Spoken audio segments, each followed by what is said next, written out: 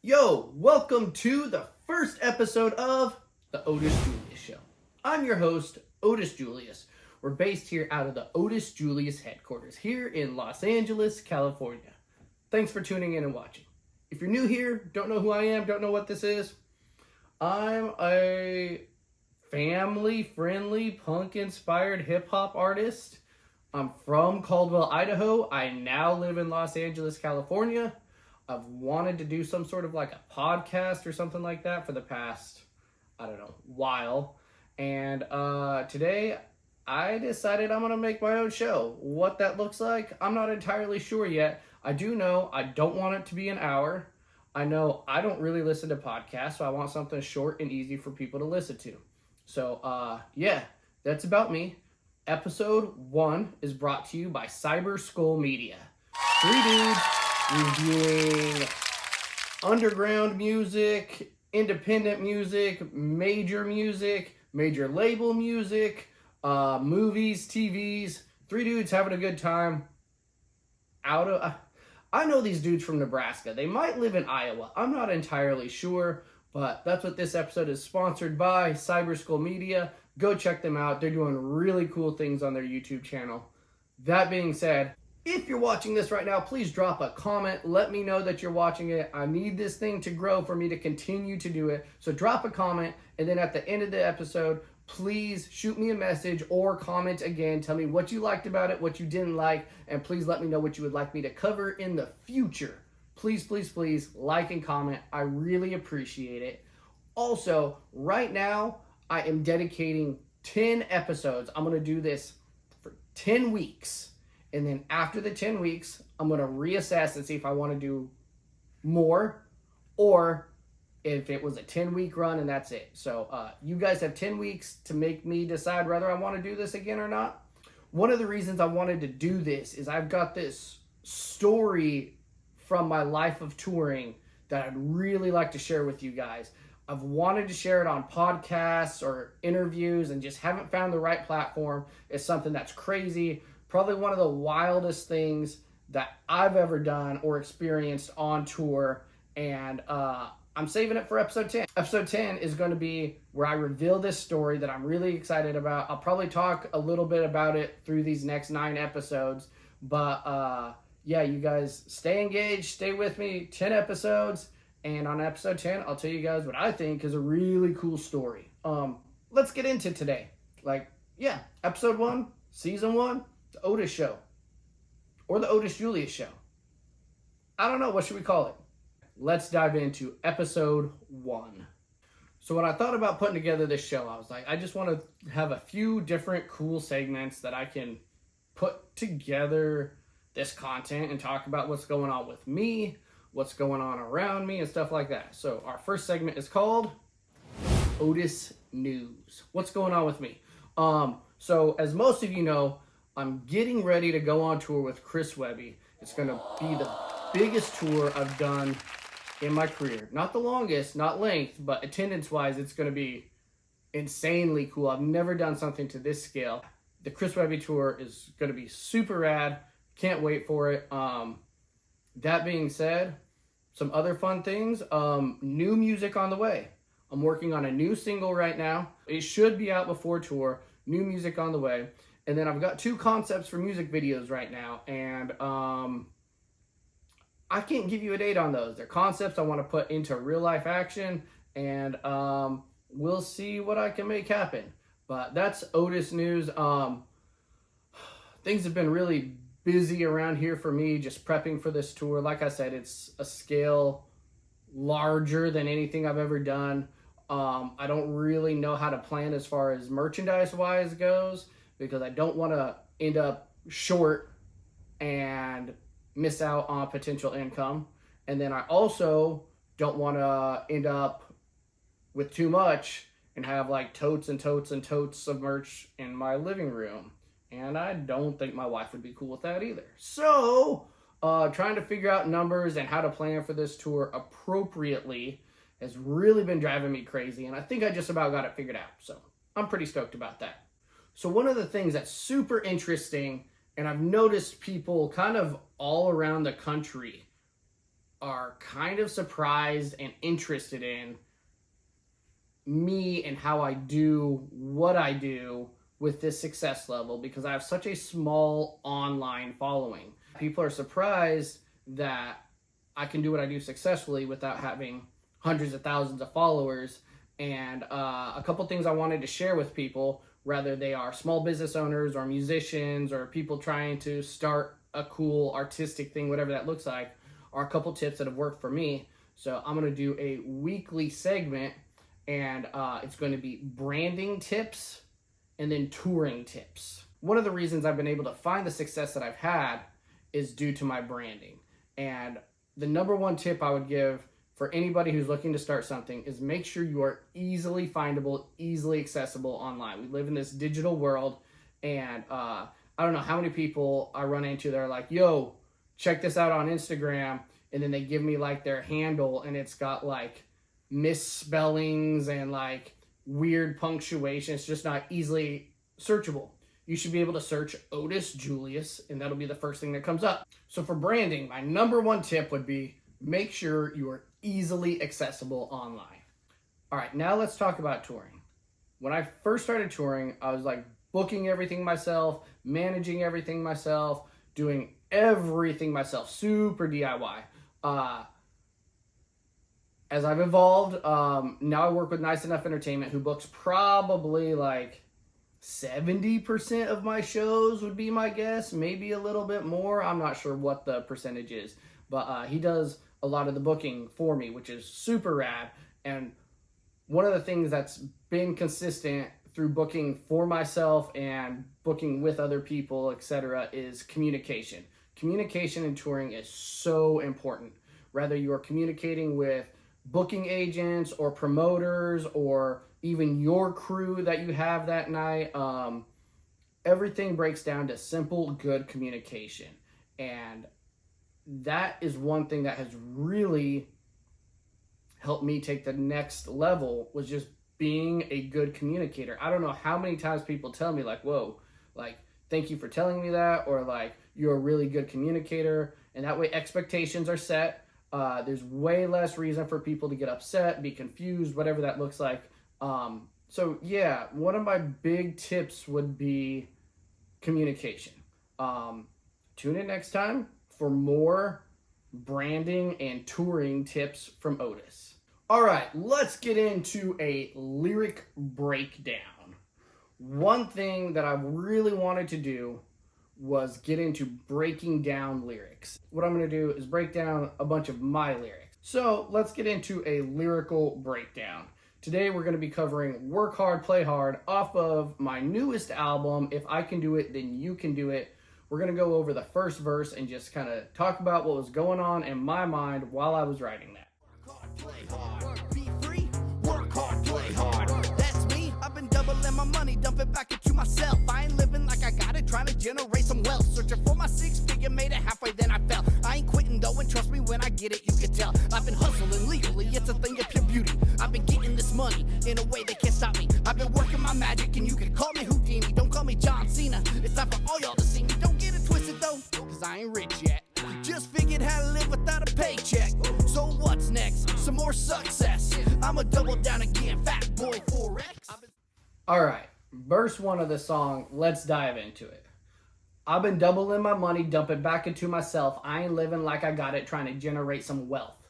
This was written late 2023 for a 2024 release. 2023 was my most successful year in the music industry, and this was written kind of in the midst of like some chaos in my life, tour constantly going on, the most success I'd ever seen in this industry and career that I've chosen, and it was really cool. And so the opening line, I've been doubling my money, dump it back into myself. I ain't living like I got it, trying to generate some wealth. Like, that was a really cool opening line for me in this song. And kind of where I was at in this headspace was I just finished up the Totally Rad 90s Party tour. And then I was home for a very short amount of time. I want to say it was like 12 dates maybe, but maybe I was home for longer than that. I don't remember, but home for a very short amount of time, then turned around and ended up on King ISO's Med Call tour. And so it was back-to-back tours, and I just finished that up, and when I wrote, I've been doubling my money, dump it back into myself. Like, that was really cool because the Totally Rad 90s Party Tour was a headlining tour for myself, and I had pocketed somewhere around like $5,000 off of that tour. It was super exciting, really good for me. And I took that $5,000, went home, had to re-up on merch, and I dumped that $5,000 back into myself and went out with King ISO and sold like $9,000 in merch. And so it was just like pretty much so a double right there. And that was like a huge win for me, you know? And so like that was me just feeling really good about the success that I've been finding. And like, hey, I want to share this with people. Like, check it out, man. I've been doubling my money, dumping back into myself. I ain't living like I got it, trying to generate some wealth. And that's like the second part of the verse is just like, yeah, I just made money on tour. And then I turned around and dumped it into myself. I ain't living like I got it because really, like, I don't. I'm just continuing to invest in myself. I ain't living like I got it, trying to generate some wealth. Like, I didn't go buy myself something fancy or nice after that tour. Like, I just dumped back into what I was doing because we had a machine moving. We had to keep feeding the machine, and it was amazing. So that's the mindset on that opening line. Searching for my six figure, made it halfway, then I fell. I ain't quitting though, and trust me, when I get it, you can tell. That is kind of a step backwards 2 years maybe. And things were going really well for me and my wife. And we were sitting on the most amount of money either of us had ever owned, ever seen. And it was kind of like more money than we needed at the time and not enough to do anything crazy with. And so I was just like, you know what? I'm not going to let this sit in a bank account. I'm going to invest it. And I made a bad investment. And quite honestly, it's still something that like I'm recovering from.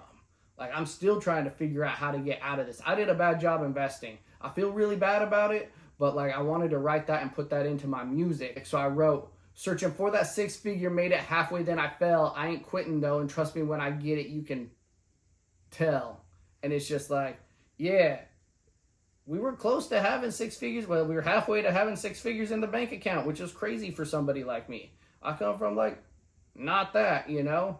And then I made this bad investment and fell.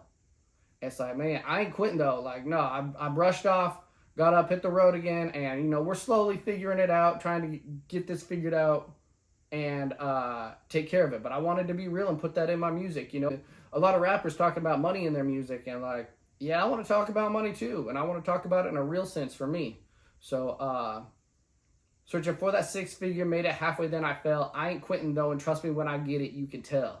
And that very last bar there, when I get it, you can tell, is kind of a loop back to like, yeah, I ain't living like I got it, but when I do get it, you can tell. And that's just like a little joke, a little flex about like, hey, you'd probably be seeing like a house or a Ferrari or something like that. So, yeah, that was a fun way to end that kind of deep part of that song. So, I've been hustling legally. It's a thing of pure beauty. I've been getting this money in a way they can't stop me. And it's just like, that's a really, really fun bar for me. Cause like, yeah, I wanted to do the rapper thing and talk about money. I've been hustling legally. Like, I'm out here getting this money. You see a lot of rappers out on the road. You're like, hey, I don't know where this money's coming from, but like, it ain't music money. I can tell you that. The math don't math for that. And like, it's probably not legal money. And that's the cool thing about like what I've been able to do is everything that I've done has been from legal money. Like, I ain't gonna get busted out there selling things I shouldn't be selling and stuff like that. Like, I don't know, that's just my weird little flex on it, I guess. But I've been getting this money in a way they can't stop me. It was just me, again, wanting to rap. Like, yeah, let me hit these money bars. Like, everybody says, like, oh, you can't have a new take on money. It's just like, watch this. Watch my take on money, because my take on money is about my money, and that's, like, where I'm at. So, I've been getting this money in a way they can't stop me. I've been working my magic, and you can call me Houdini. Don't call me John Cena. It's time for all y'all to see me. I was just thrilled with that bar. I think that might be the coolest bar in this whole song. I've been working my magic, and you can call me Houdini. Like, Houdini, one of the OG performing magicians, escape artist, whatever you want to call him. He's got a really cool history, backstory, and he died doing his craft. And it's just like, one of the great performers, you know? So I've been working my magic. You can call me Houdini, don't call me John Cena. It's time for all y'all to see me. And that was fun because, like, you know, the John Cena, you can't see me. I wanted to make sure people, like, were seeing what I'm doing. I'm trying to be noticed because that's where my income comes, is, like, being noticed. And so, yeah, that's a little bit about that bar. If you listen to the song, we actually put in the John Cena trumpets, and I, like, didn't want to get that cleared. I don't know if I should be talking about this or not. So we put the trumpets in the background, and then we added some fuzz and some distortion on them so it wouldn't get picked up, and we didn't have to have it cleared. So John Cena, if you saw this, I sneakily stole your music. Come at me. Hopefully you don't see me. I don't know, man. I appreciate it, dude. It's a cool song you have. Anyway, iconic. Don't get it twisted though, because I ain't rich yet. Just figured how to live without a paycheck. Let's talk about that. You know, a lot of people, if they are doing things legally and not selling things they shouldn't be selling, etc., a lot of times their passion and their side hustle isn't enough to support them and their families or whatever they got going on. And that's something that's really cool that's I've been fortunate to have in my career and in my lifetime, is the ability that, like, hey, I figured out how to do life without a 9-to-5 and still have money coming in. And so just figured how to live without a paycheck. Like, I think that's dope, man. I don't got some big company sending me a paycheck every 2 weeks or whatever that looks like. I'm not on payroll. Like, I figure it out, I hustle, I go get it. And so I think that's really cool. I was just me trying to flex a little bit, you know? And, like, the reality is, like, yeah, even though it's happening, like, don't get it twisted, though, because I ain't rich yet. We were far from rich, you know? We were talking about finances earlier in this song, and it's just like, don't get it twisted, though, because I ain't rich yet. Just figured how to live without a paycheck. So what's next? Some more success. I'm a double down again, fat boy 4X. That was a really fun bar for me because, you know, what's next? Some more success. Like I said, I'm coming off 2023. I guess I'm in the middle of 2023, my most successful year so far. It's been absolutely crazy. What's next? Some more success. Let's talk about it, man. 2 successful tours, getting ready to go into the Pizza Party tour. Like, things were being booked at that time. I knew I was working on this album. Obviously, I was writing, and it's just like, what's next? Some more success. And then the closing bar is like this beautiful piece of work. So what's next? Some more success. I'm a double down again, fat boy 4X. The opening line of the song is, I've been doubling my money, dumping back into myself. The ending line, the closing line of this verse is, I'm a double down again, fat boy 4X. You know, and the 4X is like big guy t-shirts, you know, but like double twice is 4X. Like, that's a smart bar. I remember when I wrote that, I was just like, oh my goodness, this is so good. So I'm a double down again, fat boy 4X. And then I was also just like, oh, you know what? It's got like a 3 meaning because, like, check it out, like 4X, like the money trading, but I ain't really about that life. So, yeah, just doubling twice. Yeah, it was really excited for me. And that's a lyrical breakdown of Work Hard, Play Hard off my newest album. If I can do it, then you can do it. That album charted number 6 on the hip hop charts. I'm really proud of it. It's a cool song that I've never played live, and I kind of wanted to dive into the lyrics. All right, I got one more segment that I think people would be really interested in, and that is tour stories. I've been touring for 10 years. I've got a lot of crazy stories. It's a different world out there on the road.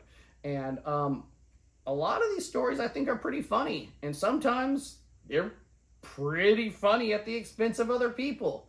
And I want to share some of these stories with you guys. I hope you guys think that they're funny too. I think that they're great. What I'm going to do is I'm definitely going to be leaving some names and locations and dates out because I don't want people to feel stupid. If you hear one of these stories and it's about you, just know people aren't going to know. And I also want you to know you really made my time on tour a lot more enjoyable that day. Like, you've created a core memory for me and I want to share with people. So thanks for being yourself and being funny. Like, I appreciate it. That being said, let's dive into this amazing story. I'm playing this show. I'm not going to tell you what tour it's on. I'm not going to tell you what city it's in, but I will tell you that we're loading into the venue from a back alley, which is really common. We're constantly loading in and out of alleys. That's where you park in the alley, load stuff into the back of the venue. It's a lot easier that way. So we show up for load in, which is obviously, like, for those of you not in the music industry, that's whenever, you know, the band gets there early and loads their gear in way before doors are open, so they can get ready for sound check and set up for the night. So we're there for load in, and one of the things that a lot of local acts will do, the openers, is they'll show up early and offer to help load in, which is amazing because we've been hauling this stuff all over the country, and it's great to have a few extra people help out. And so there's this rap group opening for us, had multiple members, and they're like, yo, Otis, do you need help loading your stuff in? Like, can we carry some stuff for you? I was like, dude, that would be great. And I see one of the guys grabs a dolly, like a hand cart from the back room. I'm like, great thinking. And I watch this dude wheel the dolly straight to the alley door and then put the dolly, like, slide it under the door as a wedge to keep the door open. And then him and his group went over and picked up the totes and started walking them inside. And I just could not believe it. Like, that was 100% them using the dolly to hold the door open and not to carry the stuff. And it was hilarious to me. I had to just stop and watch. It was unbelievably funny. It was, yeah. Anyway, that's a tour story. If you're watching this and that's you, I got mad love for you. I can't wait to play your city again. That being said, a few things I want to talk about. This is the Otis Julius Show. I want you guys to talk to me and tell me things you would like to know, things you would like to hear about, things you would like me to cover. Please shoot me a message, shoot me a comment. I really want this thing to go over well. One of the reasons I wanted to do this is I've got this story from my life of touring that I'd really like to share with you guys. I've wanted to share it on podcasts or interviews and just haven't found the right platform. It's something that's crazy, probably one of the wildest things that I've ever done or experienced on tour, and I'm saving it for episode 10. Episode 10 is going to be where I reveal this story that I'm really excited about. I'll probably talk a little bit about it through these next 9 episodes, but yeah, you guys stay engaged, stay with me, 10 episodes, and on episode 10, I'll tell you guys what I think is a really cool story.